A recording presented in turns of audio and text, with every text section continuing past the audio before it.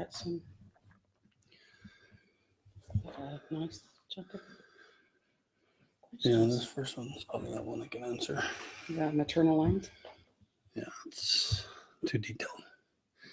Hello, out there. You hear us okay? I always forget how to come on camera. Good to see you guys. Yeah. Trying a new microphone, so let me know if you hear this okay. The others were saying that probably me touching the keyboard or something made a lot of scratchy noises. In Your the, phone's by. right. So if you can hear me, that's great. Mm-hmm. And I'm using this microphone here. This is interestingly enough, talked to Tegan that she had got this microphone for our lives, and I thought she'd taken it with her when she left, but she apparently put it in the cupboard in our house. So I went and pulled it out and plugged it in, and Seems to be working. hopefully that'll work well for us. I can hear you just fine. Oh, terrific. Brisbane. Wow. Yeah. Man, your poor country. I just feel so bad. All the fires and stuff. It was my favorite place to visit. I loved Australia. Yeah. Hope you're all safe and everything there. Oh, look, Ron, there's a San Antonio, another Texan. Tempe, Arizona. Gooding, Idaho. Oh, somebody's going to go down to Brisbane. Yeah, go to visit you in February. California. Clovis, California. Holbrook. Wow, it's nice to have you all here. Except he's in Flagstaff right now. He's from Holbrook, but he's in Flagstaff. Oh, David, yeah. Yeah, but Flagstaff's a great place, man. It's a pretty place. Beautiful. No, I was just commenting at all these people. I just, All over. from all over. Tempe, Arizona. Well, welcome. Thank you for coming. Mm-hmm. Just a reminder, Roots Tech is coming. So if you're interested in Roots Tech, I think you can still get tickets, I imagine.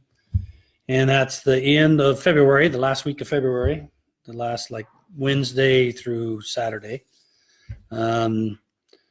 So seems like it's going to be good. They got some great people speaking at the conference. And Ron just about has his presentation done, Yeah, which is extremely unusual. Yeah, the worst I've been is the hour before the presentation. I'm still editing, and they have to approve it and send it to legal and all that stuff. And we were kind of on the razor's edge for one of the times. They've been hounded him, and he's been better. So yeah, just about done. Yeah, getting close. Colorado Springs, signing in. Draper. Love Colorado. Thomasville, look, McAllen, Georgia. Texas.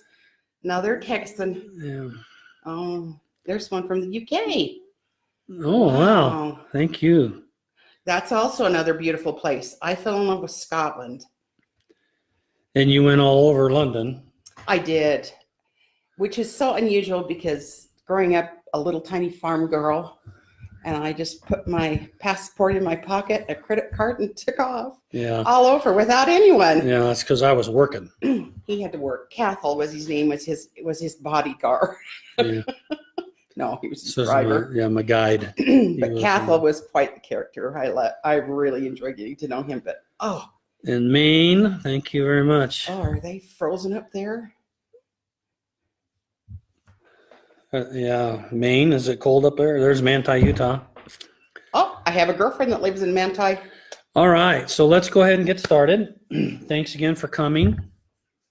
I've already noticed one question in here, and answer it.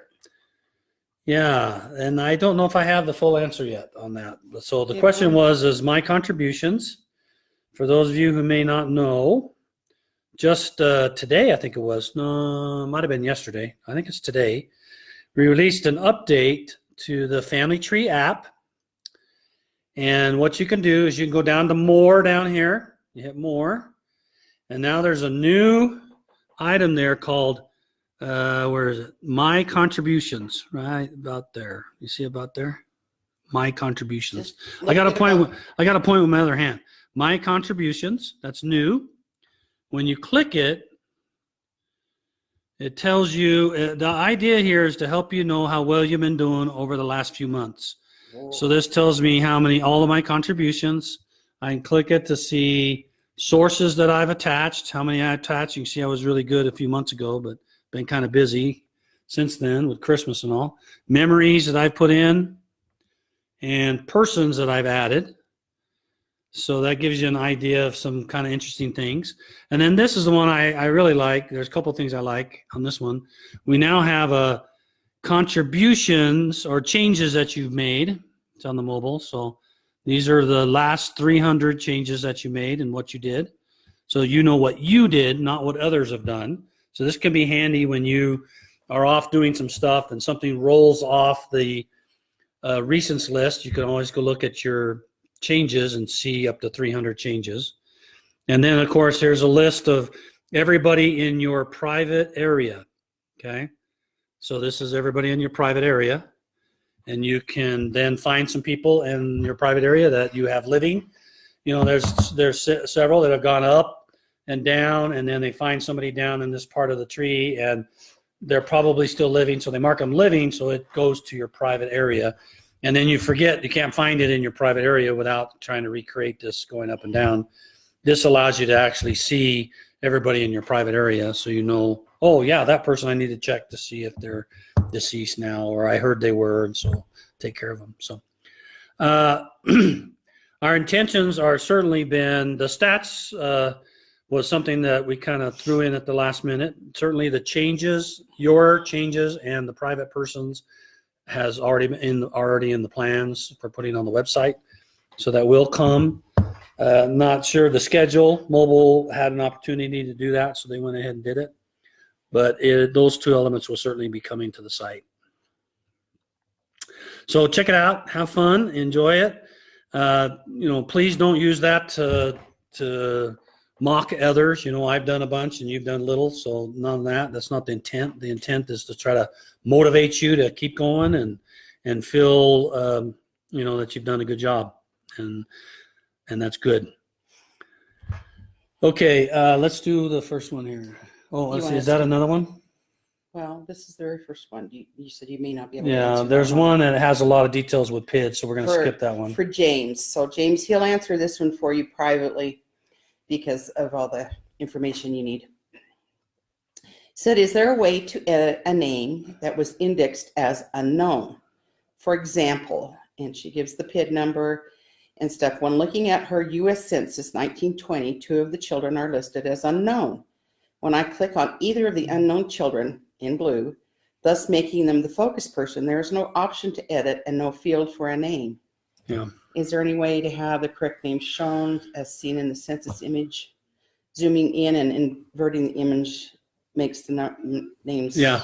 So for those of you who have had the experience of being able to correct names, that's only for certain collections. And there's some prep work that has to occur for us to turn that capability on the collections. So not all collections have the ability for you to do a name, name correction.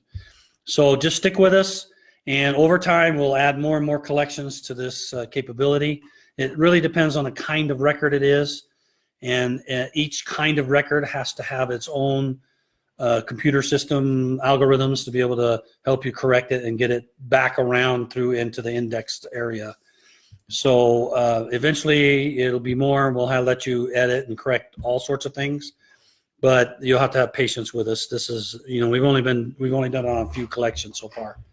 So hang in there. In the meantime, you could still attach it, and then make a note in the person where you attach it that says it states unknown, but the birth dates line up, and this is the name of the person that is supposed to be, so that people will see that as part of the attachment and understand why you went ahead and attached it. What is the tree section under messages used for? There's a tree section under there? I don't remember seeing that. Let me go look. Maybe that's something new.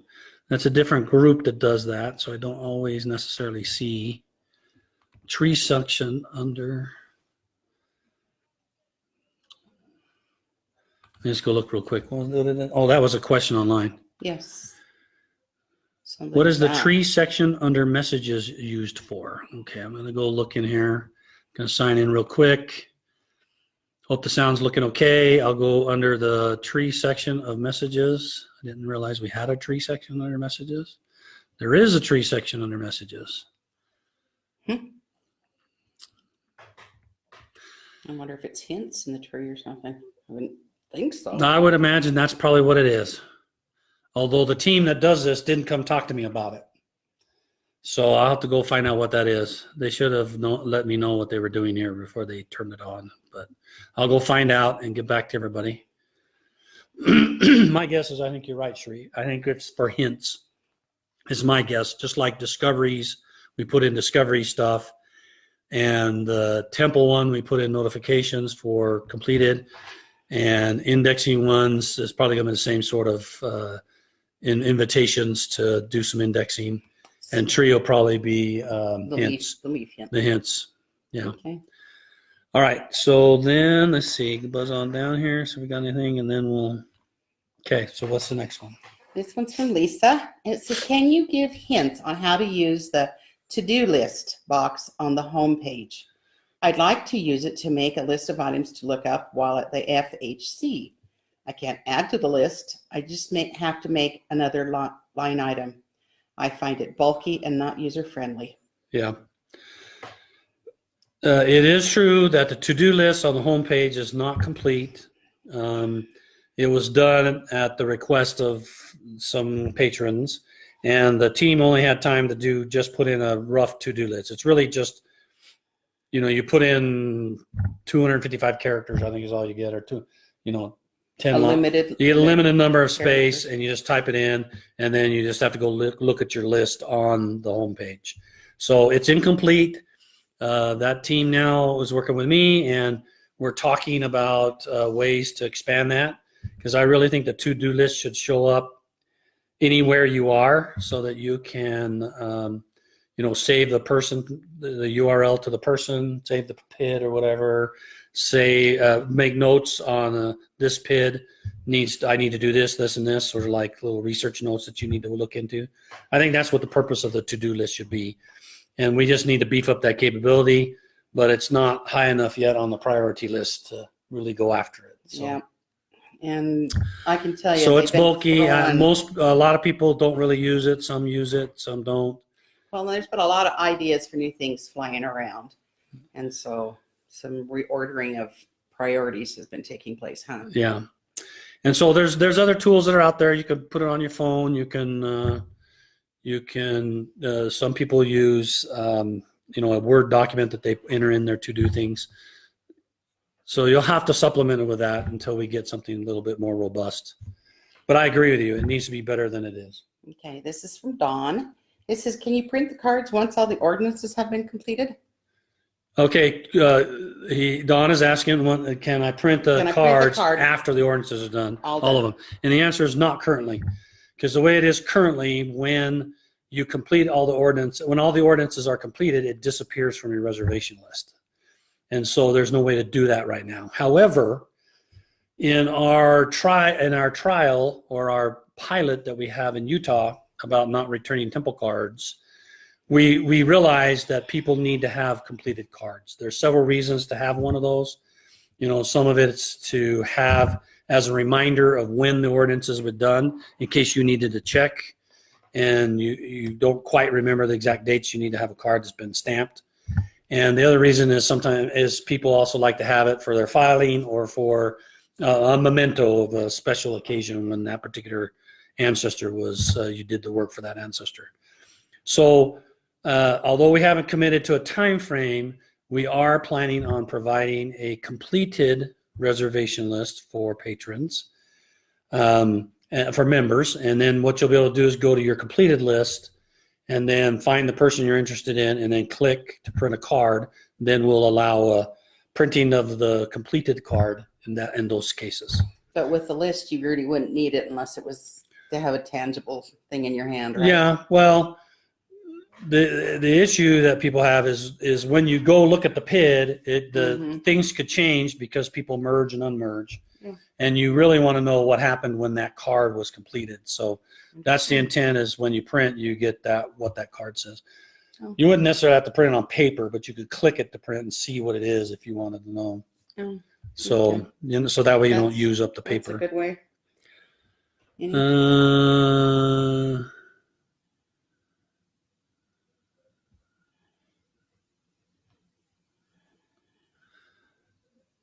Yeah, so Adila, you talking about you're trying to edit incorrectly indexed records in Portuguese. What I'll do is I will take this. Let me make a note here. I'm going to grab it right now. What I'll do is, where's my thing? Right there. I'll take this, your point there. Where's my Facebook? There it is. I'll go down to my Facebook set of questions that I have, and I will add that to the list and see if I can find out what the issue is there for that correction. Okay, Trey, what's the next one? It says, is there any way to delete or hide reasons made when you delete a life event? Another contributor, who I think is distantly related to me, noted my brother's name in a life sketch as the husband of my sister-in-law who died about 2.5 years ago. I was annoyed at the living information being posted and gave the reason for deleting it. My brother is living, and it is an invasion of his right to privacy. Realized after I did that, I was giving out more details. Ugh. Could not figure out a way to remove that what I posted. My siblings are not members and don't like family history information posted. And she gives a PID number if you need. Well, and she's saying, is it okay to do that? No, she wants to know how. Oh, I see. She said, Yeah. can't So figure it out. because you have, because it's a change, and the change is reflected in the change log, then it's visible to anybody who looks at it. So if there's living information in that you feel is inappropriate to show, then you need to contact support. You can contact them either through email, through calling them on the phone, and let them know the issue, the PID number, and that there was a life sketch and had your brother's living information in it, and you've already corrected it in the life sketch, and then they have the ability to hide entries in the change log so that others cannot see it. Okay, so support will have to. So you have to call support or send in a Did you just put case. that in your thing, or did you put it? No, I saw that Delia had something else. had some additional stuff, so I added it to my list there. Okay. This one's from David. There are a number of blogs, sites, etc., where comments and suggestions and coordination of information can be made regarding FamilySearch and Family Tree, such as a number of Facebook pages, the Get Satisfaction site, the community forums, and probably more of which I'm not aware. He said, personal note, the Get Satisfaction has a large number of posts that seem to be controversial, in your face and rude. Right. Is there one place or another that you would recommend for this information and updates? So additional comment, changes in FamilySearch are coming so fast and so furious that I see a huge gap between the beginners and the oldsters. How do I adjust all this, and how do I address it? How do I teach it? Love, Cousin David. Yeah. Sorry, Cousin David. We've been working on some things for a long time, and they're starting to come done. They're starting to get done. Yeah. So you notice that we didn't make a ton of changes, earlier in the year. It was pretty mild for the most part. And then here near the end of last year and now in this year, there's been a lot of changes in it. And it's just the nature of those particular changes were pretty massive. And so it just took a long time to do. So how do you keep up with it? We're trying to be better at updating blog articles when we are planning to release something we feel is significant. If it's just a minor change, we usually don't take the additional effort and that needed to be able to add it to a blog and stuff if we felt like it's a minor thing. If it's more significant, then we're trying to do better to write in the blog. So I think the most important thing you do is go in and click into the blog to make sure that you're signed up to receive notification with new blog posts or updates to blog posts. That's probably your best bet. And then when you get that update, just jump over there, read the update, see what's changed and been added, and then and then at least you'll know that those things happened, and you can start teaching about them. But we make a lot of changes. Most of them are really, most people don't notice. We do like 1,000 changes a day, but those changes are really tiny, and most of them are not something that you would need to worry about. Some people have asked us to put sort of like a list of all changes, and it's just, you would never read them all just because there were so many.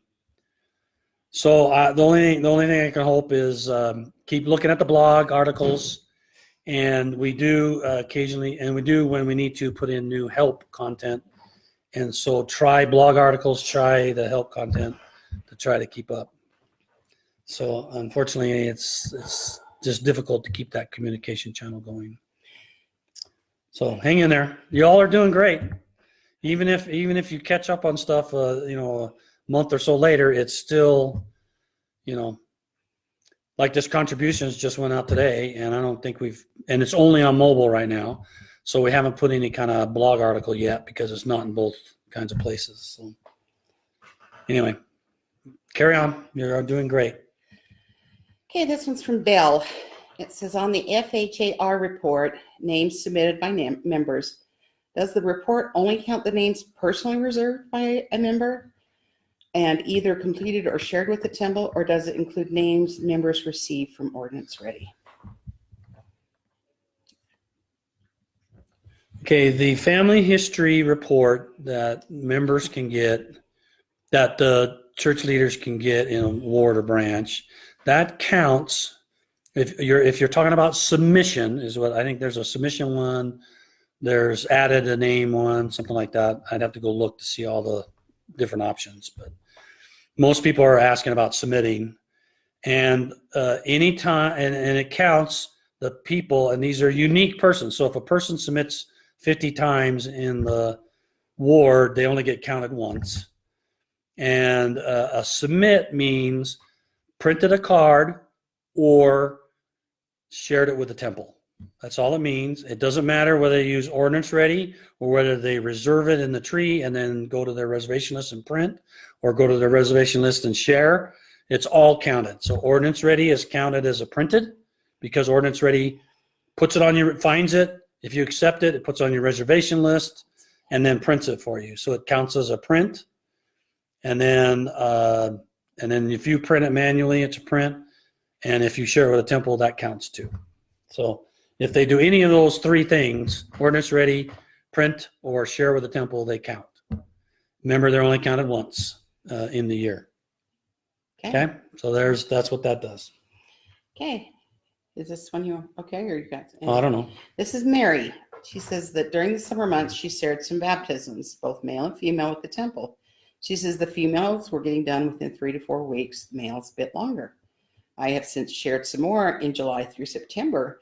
They have been printed by the temple in October and November, but have not been done yet. Has something changed in the process of the temple? No idea which temple printed them, but it just seems that they shouldn't print them that far out and then sit on them. I'd like to give them to our youth, but I can't unshare with the temple. That's right. So the temples around the world are in the process of upgrading to a new system. And the new system prints using FamilySearch. Well, FamilySearch has always provided the print capability for the temples, but they're moving from an older system to a newer system. And the newer system, they had to print new lists. Okay, so then they went and print new lists for the temple, and those new lists are 2 weeks worth of ordinances for that particular temple. So, and remember, those lists are used whenever somebody comes in and has not brought their own cards or cards from Ordinance Ready or whatever.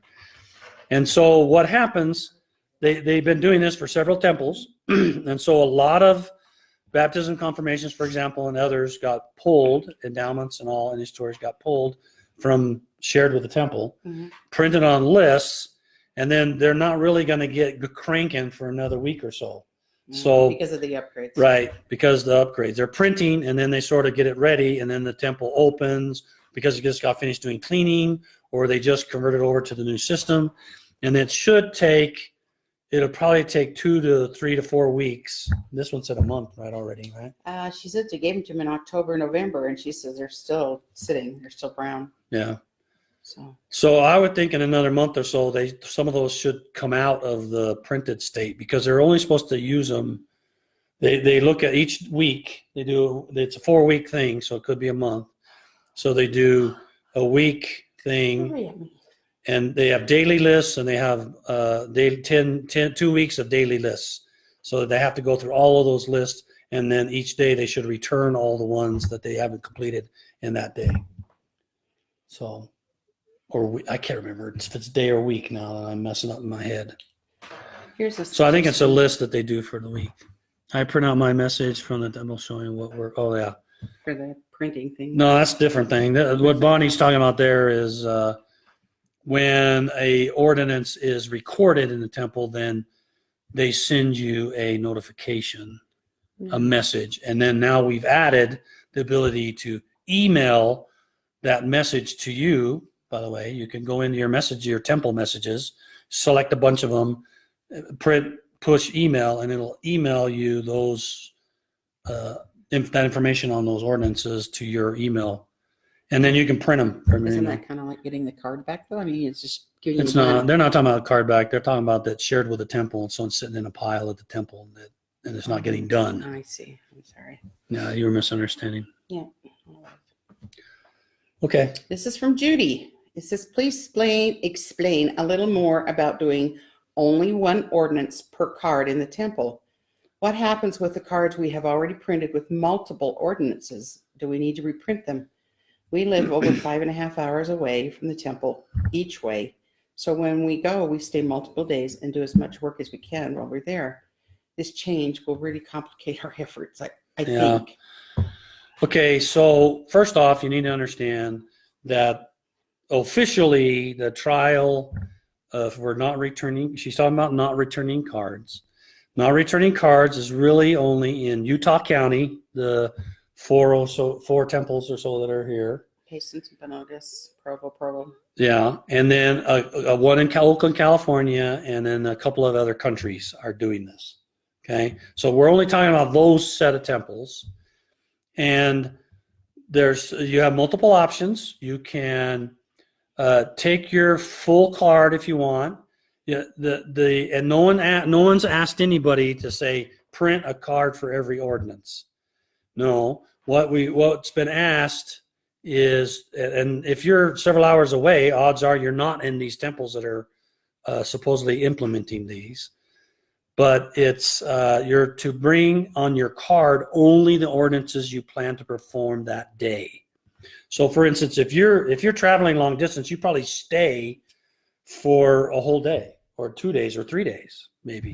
Oh, inside, yeah. You probably go to the temple 3 or 4 days. If you're traveling, how long do they say you're traveling? 5.5 hours. 5 hours to go to the temple. You're probably staying there for a day or overnight. Multiple. You do a bunch one day, maybe Sunday the next day, and then you go home for 5 hours. So, and you want to get it all done. So the only difference you would do there is when you go in, for this particular case, if you go in the temple and you say, what you need to do is tell the worker when you get there, when you're in there, say, I want to do this whole card today. And you could do multiple of them. So you could go to the baptistry and say, here's my 10 cards, and I'm going to do all the ordinances on those cards today. And so you do 10 sets of baptisms and confirmations, and then they'll take the card over to the initiatories, and you go do all the initiatories for each of those cards. Then they'll take the card over to the endowment, and you go do the endowment for all of those. Probably might not get all those done that one day. Mm-hmm. But, some set of things, and then they'll take you to the sealing, the parents, and the sealing spouses. So it all depends on how many cards and how many ordinances you're going to try to perform that day. And the last ordinance that you perform, so if it's the sealing to spouses or sealing the parent on that card, then they'll keep the card at the end. And the whole purpose, I want you to understand why this is happening. The major reason, there's 2 or 3 reasons specifically why the temples are experimenting with this, and that is, one, Well, the temple's temple has several important goals. One of those goals is to provide a place of peace and calmness and order, and so people can feel the spirit. Another important thing is for them to accurately perform living and deceased ordinances. And then another one that's really important is to accurately record that those ordinances have been completed for many reasons, as you can imagine, so that we have a record that it's done, so that we have acknowledged that it's completed and we don't do duplicates, all sorts of reasons for that. And by having office people to have to hurry up and record the cards and get them back to the patron, every session that's happening, all the baptism stuff has to come to the office and get done. Then next thing you know, I have an endowment. Then you got a bunch of initiatories. They're all coming to get recorded. Then there's a larger probability that some ordinances won't be recorded because we're hurrying up and doing that. And so they want to remove that problem and make sure that all the ordinances are recorded properly. And so that's why they've been experimenting with not returning the cards, their pilot. As far as I understand, at this time it hasn't expanded any further, although I've heard a few comments in Good Satisfaction and other places that other temples are doing it. My information from the temple department is it hasn't gone further than the few that I talked about. So that's what you need to do. When you plan to go, you need to think about what you're planning to do while you're there. Bring the cards that you need for those particular things. You can print, or you can multiply print the card. I mean, you can print the baptism confirmation and then print the other ones. No, you'd have to print them all. So just plan accordingly on what you're planning on doing so that you can complete all the ordinances you need for that card, and then you'll be fine. You'll get notified and everything. Okay? So that's kind of long-winded, but I think it's important for you to understand why. And, and they need to be reverent in the temple. And as temples, they get large crowds coming in and they're all standing around visiting while they're waiting for their cards to get scanned and recorded. Sometimes it gets noisy. There's been some people here in Utah that have waited like an hour and a half to get their cards back and they're frustrated. We don't want that kind of feelings mixed in with the temple. So that's some of the reasons why. Good. Okay. Here's one from Lila, and I'm so sorry. She said, I shared a few female endowments with the temple system in 2017, and they are still sitting there. How long? This is what one? This is Lila. What kind? Endowments? Endowments. Yeah. And they're still sitting there. How long does it take before they'll get them done? There's no time. I can't predict when the endowments will be done. The time that they get done, it's a first come, first serve. There is, if what we've heard from others, if you're there's lots of people are related to each other. And if some people use Ordinance Ready, we have found that it's gone off and collected, because Ordinance Ready will hand out temple names to people for whom they are related to. Mm-hmm. And so we've heard good stories that as others that they're related with use Ordinance Ready, they get picked up off the temple list and done. Other than that, the rule of the temple list is the one that's been in there the longest is the first one to be taken.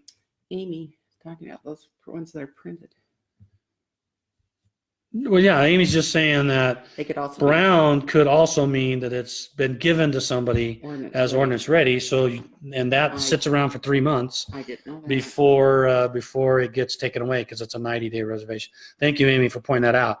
It's a 90-day reservation through Ordinance Ready, and it looks to you like the temple printed it, but that person could hold on to that reservation for 90 days before it would expire. So it could be some of those. So hang in there for a while. Maybe they'll get done. Maybe someone's got it. This is from Eric. Is it okay? Or did you have one? Yeah, no, go ahead. This is from Eric. And I just wanted to say your team is doing an excellent job. Is there any chance that they could extend the length of audio clips? I did an oral interview with my late grandmother and would like to add it to the FamilySearch. Unfortunately, it is too long to upload, and I'm not a tech person. I've tried cutting it into smaller clips, but I just can't figure it out how to do it. The whole, this is, Find a teenager. yeah, find a teenager. Somebody in your ward probably knows how to do it. It's, the issue with the upload is not the size of the file. We could take any size file we wanted. The issue is that often what happens is if it takes a long time to upload, people think it's broken. And so they call in and complain. They shut down their computer or they close the browser, and then it's as if it was never uploaded. So the struggle is, what's the balance between how long it takes to upload and how big the file and how long you're willing to wait before you think it's broken. So that's really the issue. And we've just chosen 15 megabits, which is about 5 to 10 minutes on an interview. So I could see that might be an issue. What I would do is I'd ask around at the Family History Center or in your ward if there's somebody that could help you break apart your audio file. There's a program out there for Windows. I can't remember if it has a Mac version. It's called Audacity. That's the one I use. Audacity. It's free, and you can go in there, and it's fairly easy. You just play the audio, and you can see the audio signal going, and you can say stop, and then you can say cut it here, and and it'll split it into 2 files and stuff like that.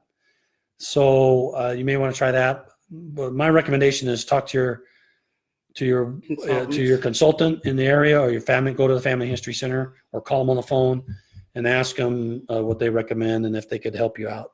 Because I think you could probably learn it. It's not significantly difficult, but you got to have a nice simple tool and do it a few times, and then you'll have it figured out. Let's see. Sue, Ron, the temple card situation is first come, first served by your local temple, correct? And the question is correct. So it hasn't gone to the world yet. It's still, and yeah, right. That's right. She kind of didn't say that, but yeah, currently, I also have to remember that at this point in time, when you share a name to the temple, it's put into your temple district, and only the temple district keeps it. The only time one gets taken out of the temple district, if there's another temple district that's run out of that particular ordinance, then they'll take one from your district. So if you're in a temple district that a lot of people submit to the temple, your line is longer.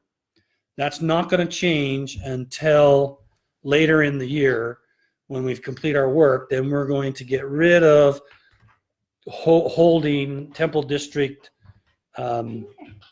reservations within the temple district, and it'll become a global temple list, which should free up some of the things that it may speed up some of the stuff, especially for ones that have been waiting for a while.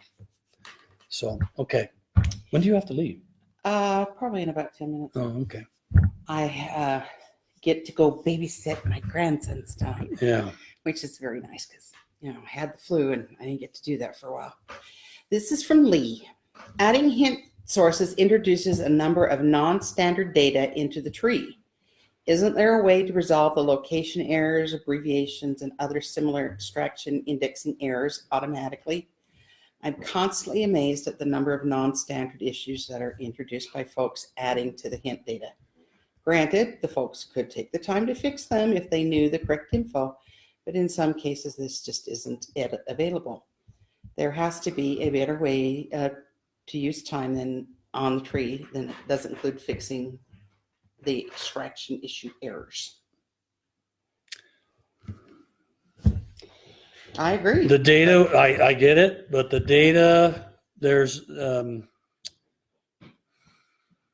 we're always constantly trying to improve the indexing process and to try to get people and to try to standardize the information. But we also ask people to type in what they see in the record. So if the person who created the record put abbreviated stuff, they've been instructed to enter that data. We're always improving the standards system so that it can understand this abbreviated data and make a best guess. It's only been recently that the source linker, which takes your hints and attaches them to your person, it's only been recently, if you notice, that the source linker is now standardizing and allowing you can correct that standardization when you're bringing that data over. So I think we're moving along the right direction. And we're doing some additional work to help figure out what the records are saying and being a little smarter there. So I think we're working on things that will improve this, but I think it'll be a little while before we get there. And once again, remember, the intent is whatever's in the record is what we extract and index.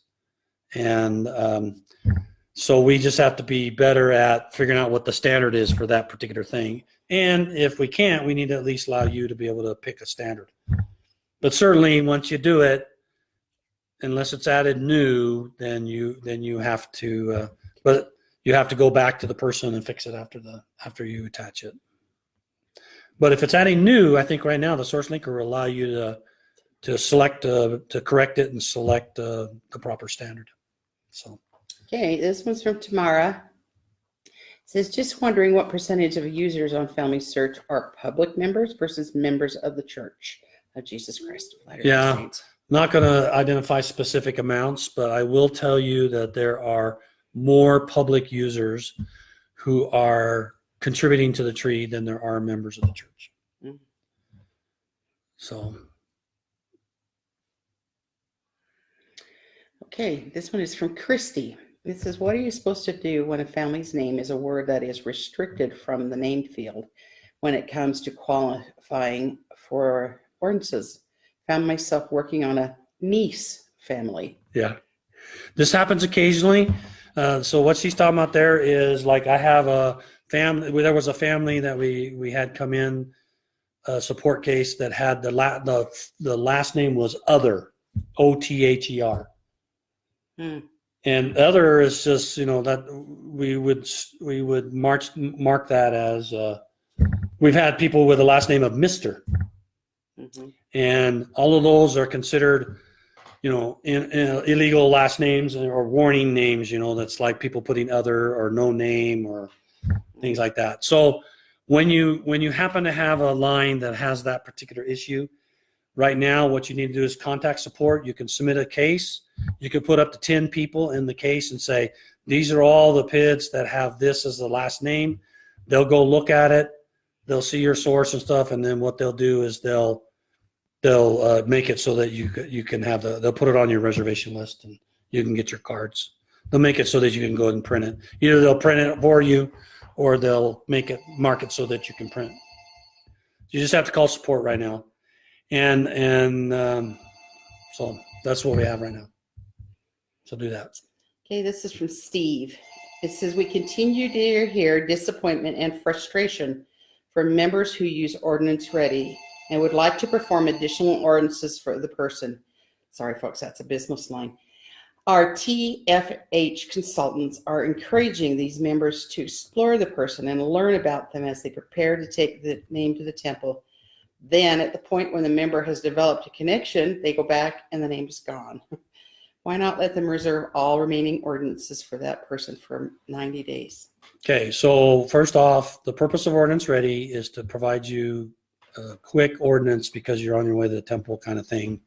It's not really a get everything kind of thing. The intent is to provide a name for a person who's just starting out and have them an initial personal wonderful experience for taking a related name to the temple. This request to be able to take the remaining, the additional ordinances has been given to us several times, and we have it in our plans to do that, and it will be done. Our plan is to do it this year, and you'll be able to, essentially what we're going to do is we're going to take the shared with the temple ordinances that exist for that person and make them available on the person page. So you can go to the ordinance tab and reserve all the ones that were shared with the temple. So how I'm expecting this to happen normally is either you wander around the tree, find somebody and go, I want to take that person, and you take all the shared with the temple ones. Or you do Ordinance Ready, you go do, let's say, baptism confirmation, and then you get the notification that's recorded, and then you click on that person's name, go to that page, and reserve all the remaining ordinances that are available. Because the odds are, if you do the prior ordinances and the next one, you'll probably get back to it before somebody takes the initiatory, for example. So that's our intent to do that. It's coming. We have it in the plans. Our expectation is to do it this year. So boy, you guys require a lot of patience from your patrons, yeah, don't you? well, Wow. we got a lot of stuff we're doing. They are. And I know that because he comes home and he tells me. So they are working hard. Anyway, this is from Robert. It says, it was announced to some missionaries this week that the Explore Historical Records feature is now available, but many people are not able to access it. Can you please explain what is happening and is it available or not? Explore what? Explore Historical Records feature. Yeah, this is a new feature. I actually don't know all the details of it because it was done by another team, but I heard about it today. So I don't know all the details of it, but it's only been released to 1% of the visitors. Oh, so this is just kind of a trial. So oftentimes when we have something that's significant and we want to make sure it works right, we release it to a small percentage of users. And then we see what kind of feedback they give us. We see if things are working right. And then we adjust and make new changes if we need to. And then we increase the number of people we share it with, we expose it to. And so this one's in just the 1%, which is pretty small. So it's coming. And then as it progresses and improves and they feel more comfortable with it, it'll eventually be provided for everyone. But if you weren't one of the 1% that got chosen and it's done randomly, based on at particular times of the day and stuff like that, it kind of randomly picks people. So it's coming. So it's on its way. Patience. Yeah. Okay, this is from, I'm going to answer one here. You may want to do that because I'm going to leave. And then you have questions. Okay. Is that all right? Yeah. So when using Source Linker and you add a new person, if you put in a death date, why do you have to put a reason in for the death if not 110 years old? Seems really redundant. It's not redundant. It's a good safety check. The reason why we require you to put in a reason statement when you are creating a new, this only happens when you are creating a new person from a record and that historical record does not have a birth date or a death date. Okay? So that record that you're using to create the person with does not have a birth date, because if it had a birth date, we'll calculate to see if it's over 110. If it had a death date, we'd know it was deceased.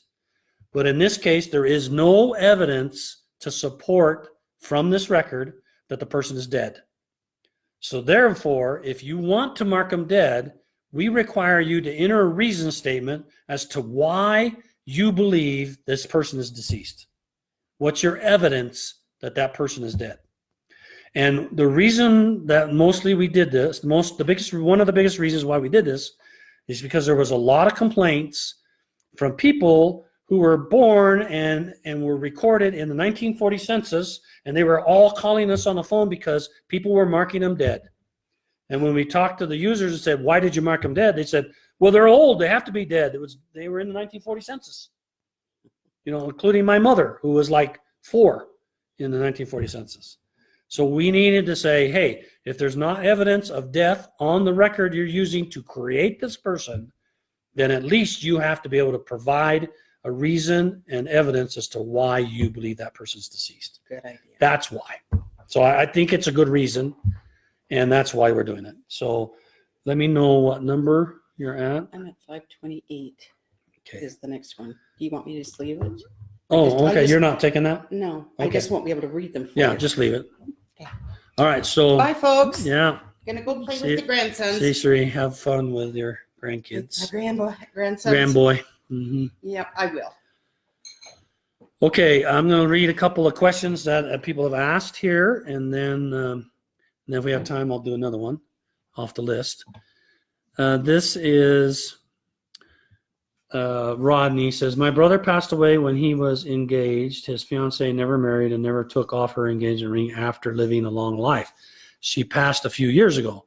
What are the chances I might obtain permission to seal them in the temple?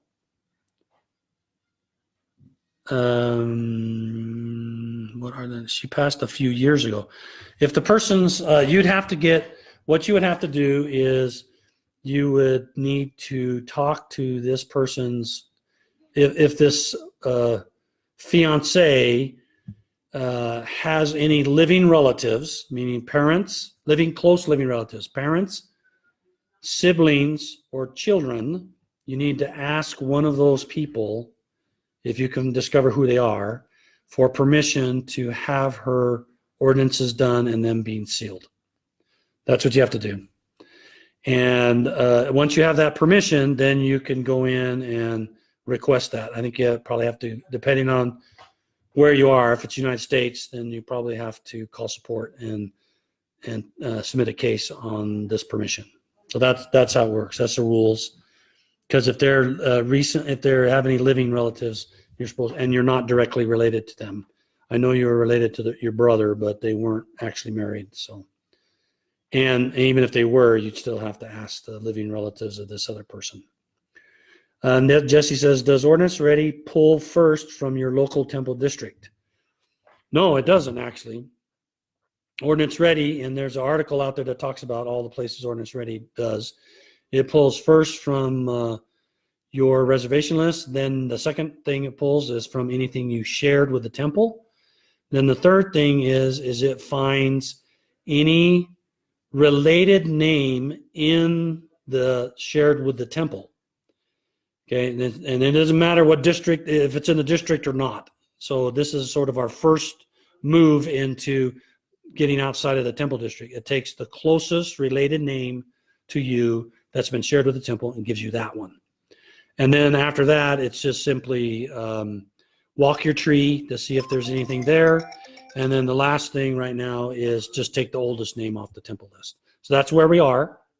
We have some additional features we're going to add over the years, or probably over the year, and which we'll grab from other places. But that's what it is right now. It doesn't grab it particularly from your temple district. It grabs it based on how you're related, how closely related. Okay.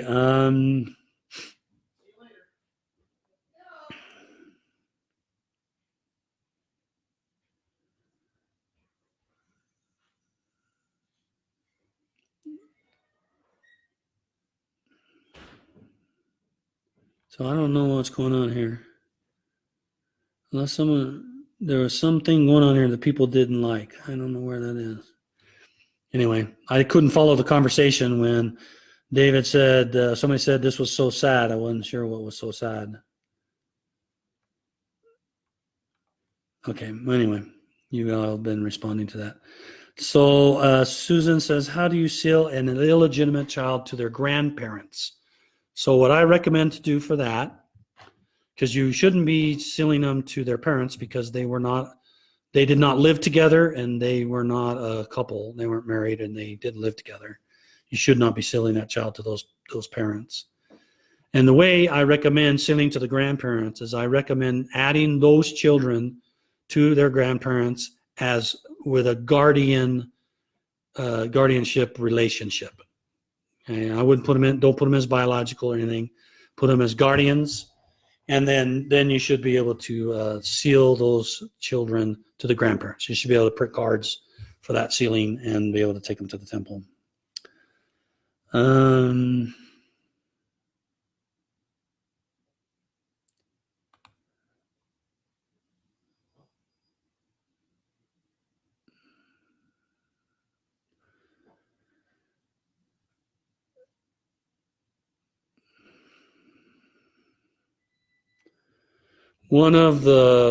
Let's see, I'm one of the 1%. Thank you. Okay. I'm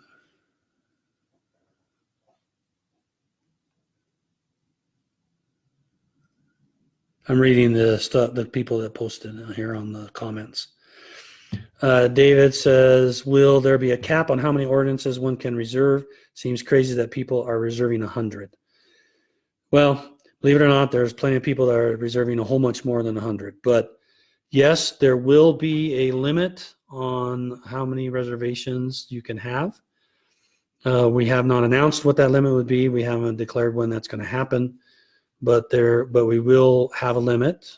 The reason for having the limit is to allow others, because when you reserve stuff, it's on your reservation list for 2 years, and nobody else can do anything with those ordinances for the 2 years until they expire.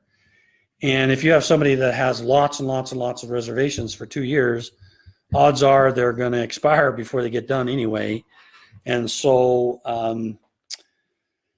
so we will be doing a limit because we want to keep ordinances available for other relatives. However, there are rules to this limit. For example, if you share things to the temple, those do not count against your limit. So if you're a person who has lots of names and you want to reserve them, and if you won't share them with the temple, then you can go reserve from some more, because those ones you shared with the temple are no longer counting against the limit. And we're okay with you sharing with the temple, because that provides the opportunity for others to pull it off the ordinance tab, like we talked about sometime this year doing, where you'll be able to see the ones shared with the temple and pull them off, put them on your reservation list. We also hand those out as part of Ordinance Ready if they're related to the person who's looking for an ordinance. So that will happen. Another thing I want you to make very clear is if you're over the limit, when the limit starts, nothing happens with any of your reservations. They all stay there, and we won't do anything with them except for they're going to expire when they expire.